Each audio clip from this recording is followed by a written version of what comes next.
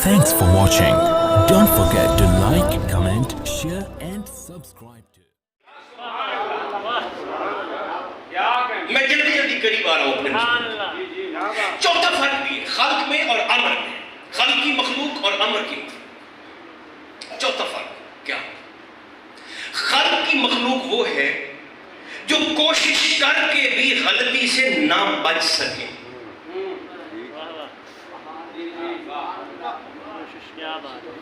میں تو ہوں لڈن کی ٹولے ہاں کیونکہ میں خلق کر رہا ہوں تو سبھی خلق کر لیں. تو میں ارادہ کر لیا کہ آج میں پورے رستے کوئی گناہ نہیں کرتا.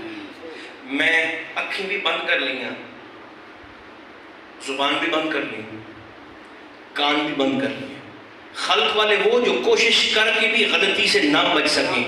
پورا سفر 3 گھنٹے میں نے آنکھیں بھی بند رکھی، زبان بھی بند رکھی، کان بھی بند رکھے. ہو سکتا ہے میں دل وچ کچھ سوچ ایسا لواں جڑا رب رسول کو پسند نہ ہوئے.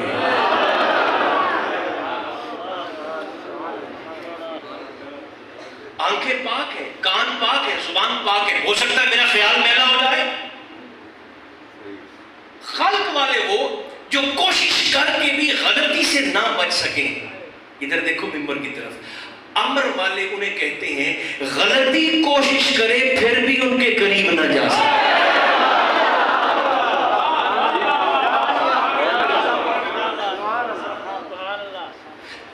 ترے حالتیں ایسی ہیں جنہاں میں غلطی کنفرم ہے، پکی. اگر بات ایسی ہو تو پھر زبانیں کھول کر مجھے اپنے ہاں یا نہ میں جواب دینا ہے. 3 حالتیں ایسی ہیں جن میں غلطی پکی، بولیے جن میں غلطی کنفرم 100%. ایک حسن، نہیں آپ کی توجہ ٹوٹ گئی. 3 حالتیں ایسی ہیں جن میں غلطی ہونے کا چانس 100% ہوتا ہے. ایک حسن، ایک جوانی اور ایک تنہائی. سرکار ہے نا، حسن، جوانی، تنہائی. میں 3 بار یاد آتے ہیں، حسن، جوانی، تنہائی. یہ خلق والے 3 حالتیں ایسی ہیں جن میں غلطی پکی سمجھو، حسن، جوانی، تنہائی. امر والے وہ ہیں کہ حسن، جوانی اور تنہائی مل کر بھی عزیز مصر کے محل کے پچھلے کمرے میں یوسف سے غلطی نہیں کروا سکتے.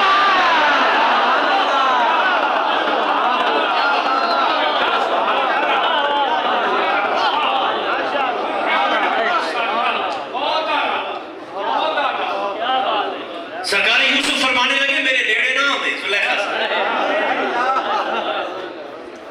میں یہاں سے نکل جاؤں گا کمرے سے باہر.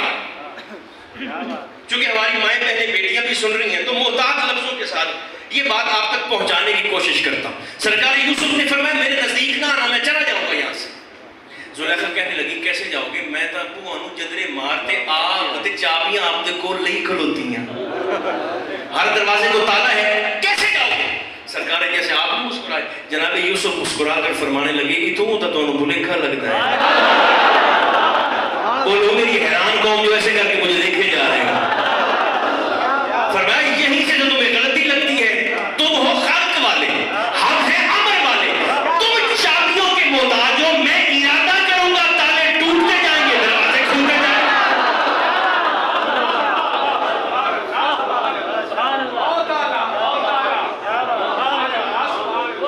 میرے خیال گالا پڑ دی گئی. اچھا ایک اور فرق بھی ہے خلق والوں میں اور امر والوں میں. یہ بھی گل تھوڑی اوکھی ہے. خلق والے تابع فطرت ہوتے ہیں اور امر والے فاتح فطرت ہوتے ہیں.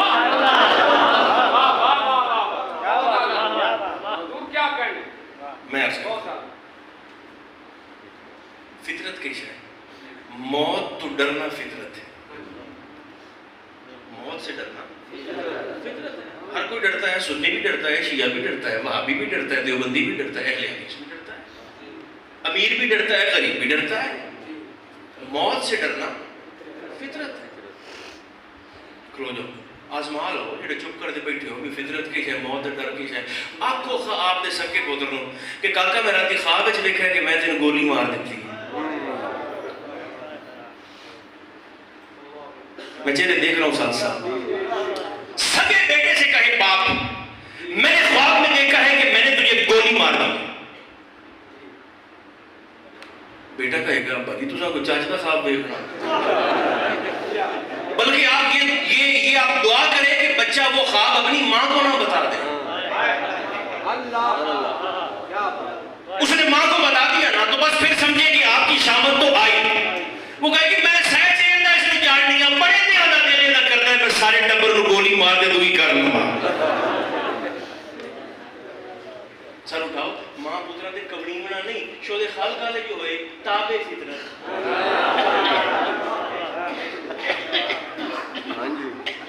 موت سے ڈر رہے فطرت کتابیں جملہ قبول فرمائے تو کہہ دوں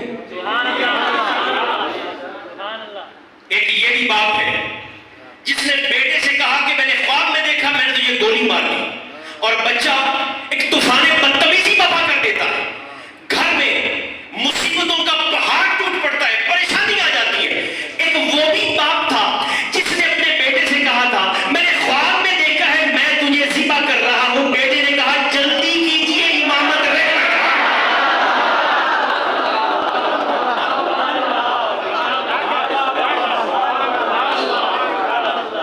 جو موت کی خبر سن کے ڈر جائے وہ تابع فطرت خلق اور جو اپنی گردن چھری کے نیچے پیش کر دے وہ فاتح فطرت عمل ایک مثال اور بھی دیتا ہوں تاکہ بات اور پکے انداز سے بیٹھ جائے پھر ہم حقیقت کربلا کی طرف آتے ہیں آپ کا کوئی بڑا جگری یار ہو بیسٹ فرینڈ کہنا آندہ ہوئے تو میری جان ہے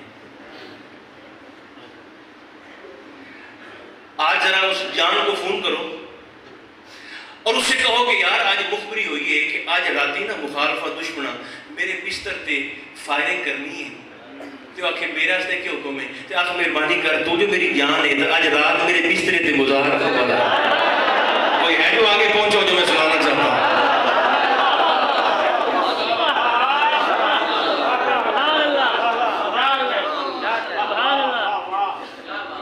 وہ اکثر میں تینوں جان کیا کہ تو پروگرام بنا لیا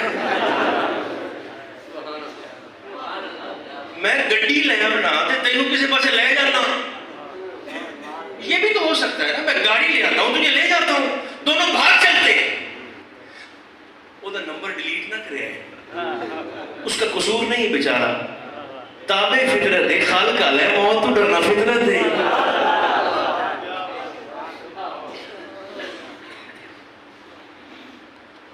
میں علی دی جتی تو کائنات نہ مارا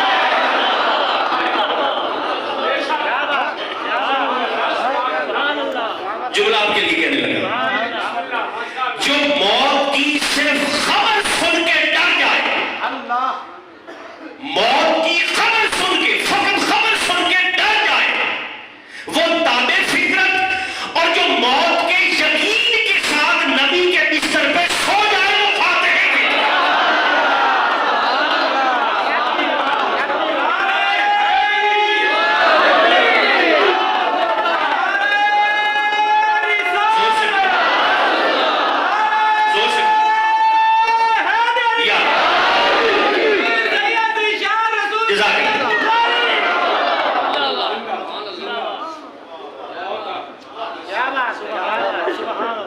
یہ جن کے ذکر میں میں اور آپ یہاں بیٹھے ہیں یہ امر والے نہیں ہیں یہ اولل امر ہیں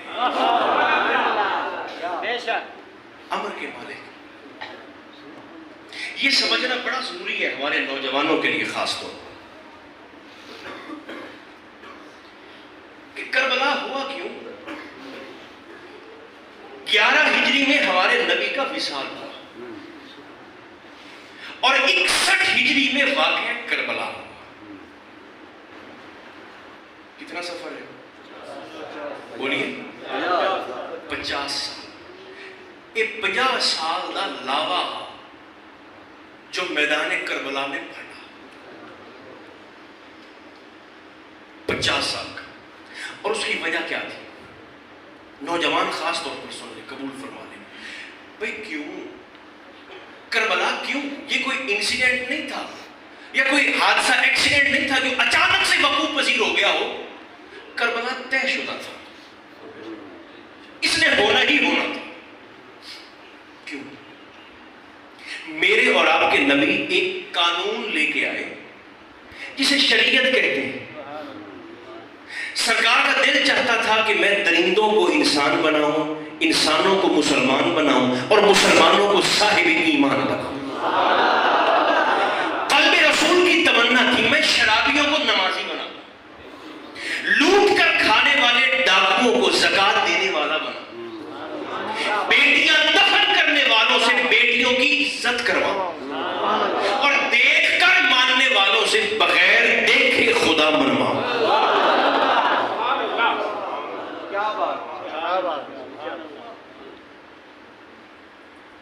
आपने छोटे छोटे बच्चे भी पढ़ते हैं, किसी गोरे को काले पर, किसी अरबी को अजमी पर कोई फौकियत। अल्लाह की बारगाह में इज्जत वाला वो है जो रब से डरता ज्यादा है। हुजूर चाहते थे कि बाप के मरने के बाद बेटा मां से निकाह ना करे, बेटी बेटी रहे, बहन बहन रहे, मां मां रहे, बीवी बीवी रहे। ये सरकार ने एक तरबियत फरमाई, रुक रुक के अर्ज कर रहा हूं, पूरे मुआशरे के अंदर हुजूर ने ट्रेनिंग फरमाई, तरबियत फरमाई और पूरे 63 साल मेरे नबी ने मेहनत की। ये खबीस जब तख्त पर बैठा, इसके दिमाग में फतूर था, इसने कहा सरदारी की पग मेरे सर पर है, 56 मुल्कों की हुकूमत मेरे पास है, मुफ्ती मेरे पास, काजी मेरे पास।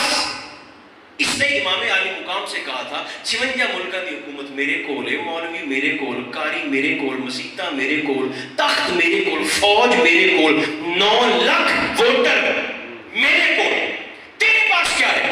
तो हुसैन ने सीना तान कर फरमाया था बदबख्त, ये सब कुछ होने के बावजूद हाथ फैलाकर बैत की भीख तो फिर भी मुझे हुसैन से मांग रहा।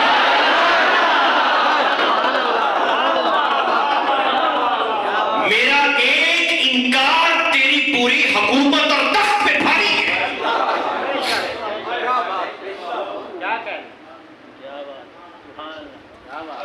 बल्कि मैं रखा ना मैं कर चढ़ा।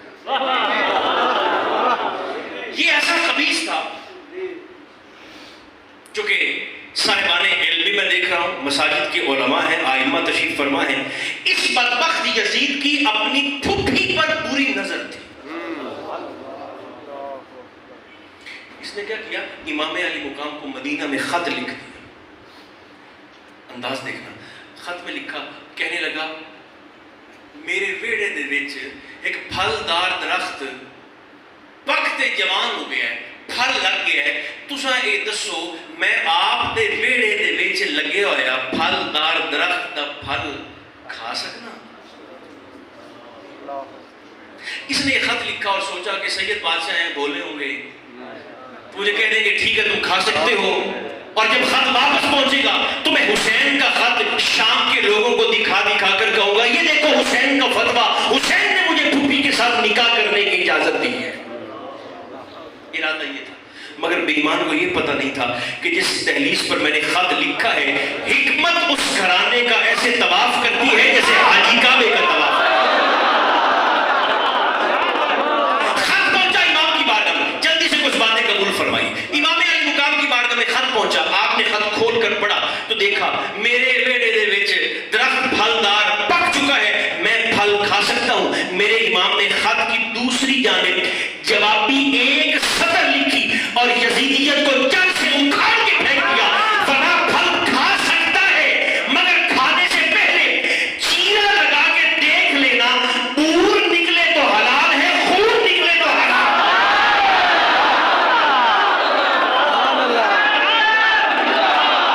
बोलो अगर बोल सकते।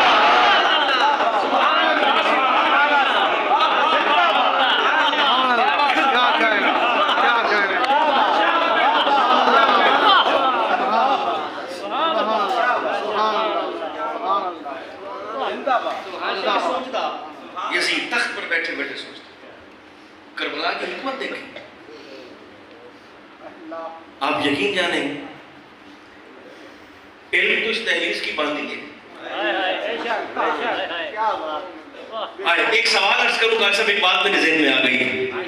ایک شخص نے مولا علی شیر خدا کی بارگاہ میں آ کر سوال کیا تھا, حضور یہ بتائیے, سرکار علی نے گل پوچھتا ہے, حضور اے دسو کہ رسول اللہ دی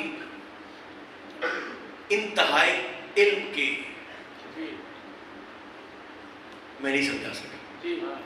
اس نے کہا حضور یہ بتائیں نبی کے علم کی انتہا کیا ہے؟ یہ کنجوانی کے بھائیوں قیامت خیز سوال تھا جو اس نے پوچھ لیا تھا. نبی کے علم کی انتہا کیا ہے؟ قربان جاؤ, سرکار علی نے مسکرا کر اس سائل کی جانب دیکھا اور فرمایا نبی کے علم کی انتہا یہ ہے, نبی کے علم کی انتہا یہ ہے کہ اللہ ایک ہے.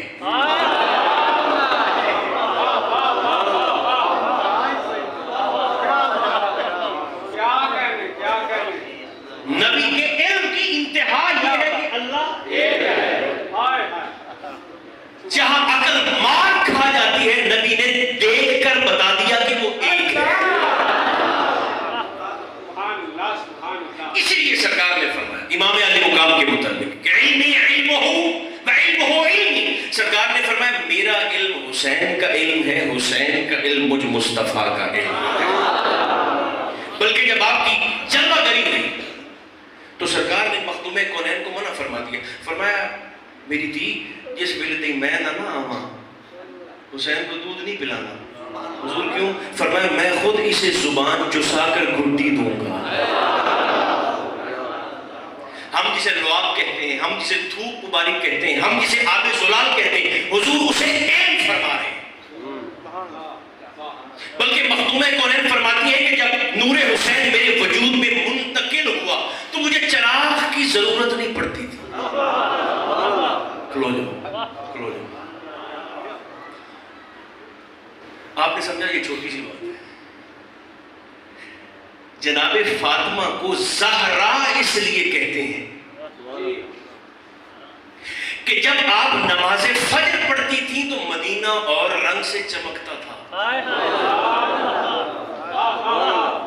ظہر پڑھتی تھی تو مدینہ اور رنگ سے چمکتا تھا, عصر پڑھتی تھی تو اور رنگ سے, مغرب پڑھتی تھی تو اور رنگ سے, عشاء پڑھتی تھی تو اور رنگ سے. صحابہ حضور کی بارگاہ میں عرض کرتے حضور یہ مدینہ میں آپ کے شہر میں رنگ و نور کی برسات کیسی؟ تو سرکار فرماتے تھے ہون میری دی دیگر پہ پڑھتی ہے.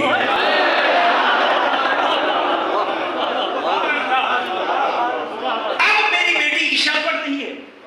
یہ زہرا سلام اللہ علیہا اب اس جملے کا مزہ لیں جن کے اذہان پر جوانی اور بیدار مغزی کے ساتھ میری گزارشات کو قبول فرما رہے ہیں. سرکار نے فرمایا, مخدومہ فرماتی جب حسین میرے وجود میں منتقل ہوئے تو مجھے چراغ کی ضرورت نہیں پڑتی تھی. خدا جانے وہ کون سا چراغ تھا جو زہرا کو چاہیے تھا. سلام اللہ علیہ, سلام اللہ علیہ حضور کی شہزادی. خدا جانے وہ کیسا چراغ ہوگا جو آپ کو مخدوم کونین کو چاہیے ہوگا. یہ بات ذرا سمجھ لیں بڑے آرام کے ساتھ. آپ سنی ہیں تو سنی رہیں, آپ شیعہ ہیں تو شیعہ رہیں, آپ دیوبندی ہیں تو دیوبندی رہیں, آپ اہل حدیث ہیں تو اہل حدیث رہیں, مگر ٹھنڈے دماغ سے, انصاف پسند طبیعت سے کسی نتیجے پر تو پہنچے. اس نے بیٹھے بیٹھے اس کے دماغ کا خباثت سے بھرا ہوا خمار, اس نے سوچا باغ میرے سر تھے, حکومت میرے کول, اچھا بھلا ہم ڈاکے مار کے کھاتے تھے, اچھا بھلا ہم شراب پیتے تھے, ساڑھے تک اٹھانے برابر کوئی نہیں باندھا. یہ عرب کی تاریخی حقیقت تھی. اگر غلام جانور سردار کی سواری کے برابر بیٹھ جاتا تو اسے قتل کر دیتے تھے. تیری جرت کیسے ہوئی میری سواری کے برابر بیٹھنے کی, کجائے کہ سردار کے ساتھ بیٹھا جائے. اس نے سوچا نہیں بھی نہیں, یہ بات وارد ہی نہیں. کرو نکاح ماؤں سے بھی, کرو منہ کالا بیٹیوں سے, بہنوں سے, پیو شراب بھی. اس کی یہ خبیثانہ باتیں شام سے سفر کرتی کرتی جب پہنچی نا مدینہ منورہ میں، علی کی بیٹی مسلح پر بیٹھی ہوئی تڑپ اٹھی۔